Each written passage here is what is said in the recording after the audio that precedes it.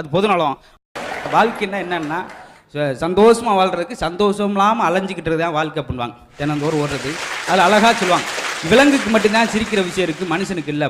விலங்குக்கு வேணாம். ஏன்னா எந்த பறையாவது சொல்லியிருக்கா இந்த மரத்தில் நானும் என் குஞ்சுகள் மட்டும்தான் இருப்போம், வேறு யாரும் வந்தால் நாங்கள் கோட்டுக்கு போவோம்னு சொல்லி எந்த பறவையும் சொல்கிறதில்ல. அதே மாதிரி யானைக்குட்டி, எந்த ஆனைக்குட்டி பசியோடு இருந்தாலும் அதுக்கு போய் பால் தரும். இந்த என் குட்டிக்கு தான் தருவின்னு சொல்லி அதை அடம் பிடிக்கிறது இல்லை. அதே போல் காக்கை கூட்டில் வந்து குயில் முட்டை போட்டால் கூட அதை பொறித்து பறக்க வைக்கிது. அப்போ வேற ஒரு குஞ்சை கூட தான் குஞ்சு மூலம் வளர்க்குற பண்பு காக்கைட்டு இருக்குது. அப்படி நிறையா விஷயம் சொல்லிக்கிட்டே போவாங்க. ஆனால் மனுஷங்கிட்ட அப்படி இல்லை. 5 அறிவிட்டு இருந்தால் 6 அறிவு மனுஷன் கட்டுக்கிற வேண்டி இருக்குது. ஏன்னா ஒரு நல்லா உழைக்கிறவனை மாடாக உழைக்கிறேன் அப்படின்றாங்க. ஓடி ஆடி வேலை செய்யணும் நாயா அலையிறானே.